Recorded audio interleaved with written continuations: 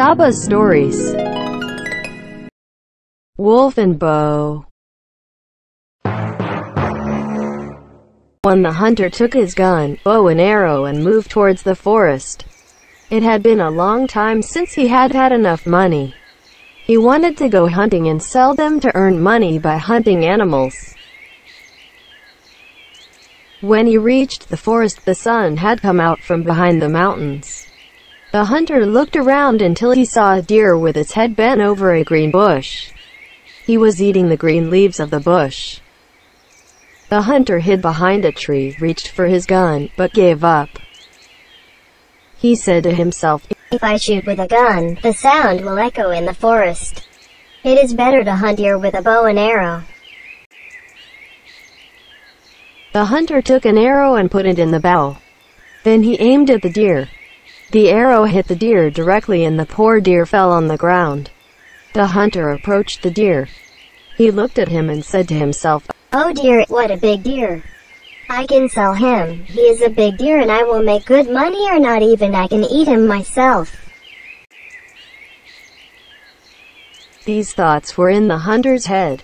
He picked up the deer and moved out of the forest. He hadn't gone a few steps before he saw a rabbit. The hunter said to himself, "Now that I have come this far, it is better to hunt this rabbit as well." The hunter took his bow and arrow. Took aim, the arrow hit the rabbit. The rabbit fell. The hunter went close and picked up the rabbit and started walking. He had not yet left the forest when he saw a weasel. The weasel ran away until he saw the hunter. The hunter said to himself, "Today is a good day. I got lucky today. I have to hunt the mink too. If I sell him too, I will earn good money." The hunter put the deer and the rabbit he had caught on the ground and ran after the weasel. He had followed the weasel so much that he was out of breath. In the end, the hunter also shot him with an arrow and the weasel fell on the ground like a deer and a rabbit. The hunter picked up the mink and laughed. "What a good hunt. What is the price of skin?" The hunter picked up the mink and started walking. The rain was very heavy. He dragged his hunts to the ground. He was about to leave the forest. The weather was very good, and although he was tired, he was very happy because he had hunted a lot. He kept talking to himself.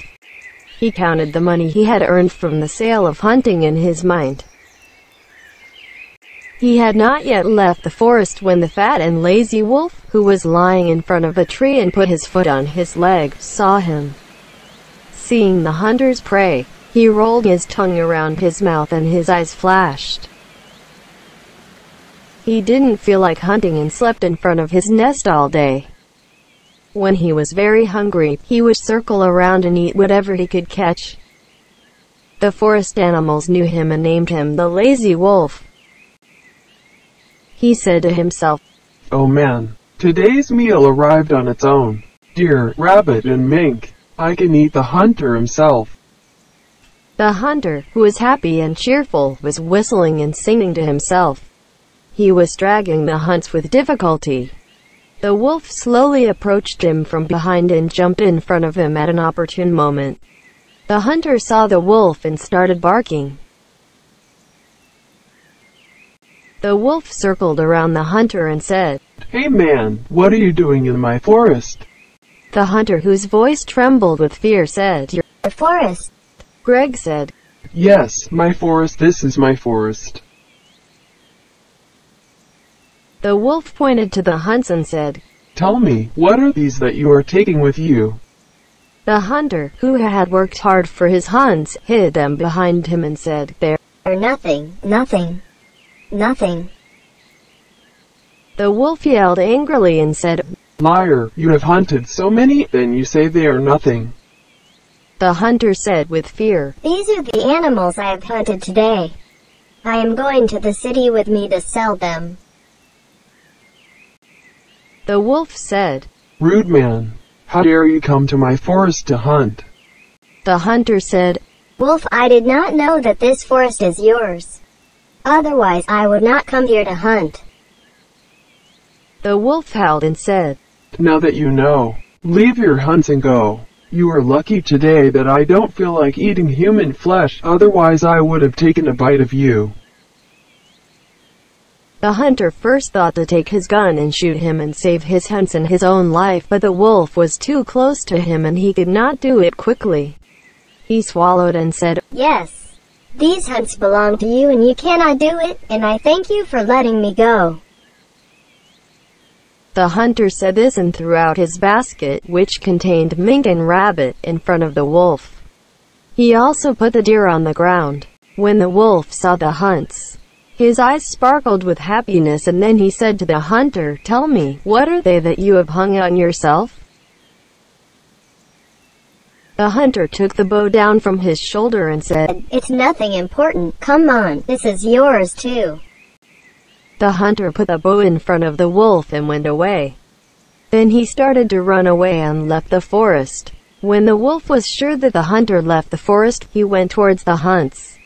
His heart was failing. It had been a long time since he had eaten proper food. He took the prey one by one in his mouth and brought them to the front of his nest. He put them on the ground. He couldn't believe it, all these ready and prepared food that he didn't bother with. Then he looked at all of them and said to himself, Well, which one should I eat first? It's better to eat the rabbit first. I will keep the deer for lunch and the mink for dinner. The wolf pulled the rabbit forward with his sharp teeth and wanted to eat it, when his eyes fell on the bow and arrow. He had never seen a bow before. Thought that it was also a kind of food that he had never seen before.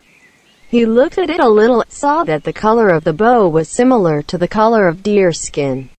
He said to himself, It's better to eat them first. I also keep the rabbit for dinner. I get hungry in the evening. This thought, he put the rabbit aside and drew the bow forward. The wolf sunk its teeth into the bow. The bow was strong and did not break. But the wolf did not despair and continued to try. At the same time, the bowstring was stretched and fell around the wolf's neck.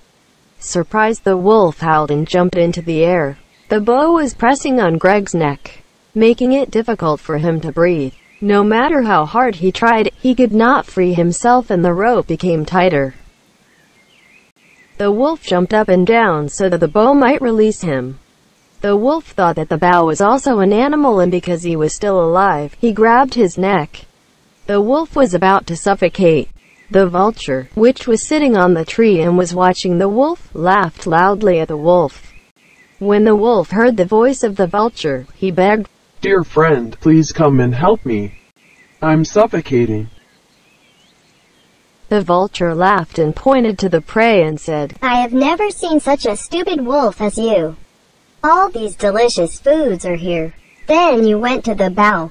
After all, it is not food. They hunt animals with it. Wolf, who was breathing hard, said, Now is not the time for these words. I am suffocating. Hurry up and help me. The vulture said, If you give me the rabbit, I will kill it. Even though his heart was not satisfied, Greg said, because he was suffocating, It's okay, just help me. The vulture smiled and came down. Then he grabbed the bowstring with his beak and pulled. The wolf quickly pulled his head out of the bow and saved himself. The vulture took the opportunity and took the rabbit and climbed the tree until the wolf came to his senses. When the wolf realized that the vulture was right, he breathed a sigh of relief and looked at him.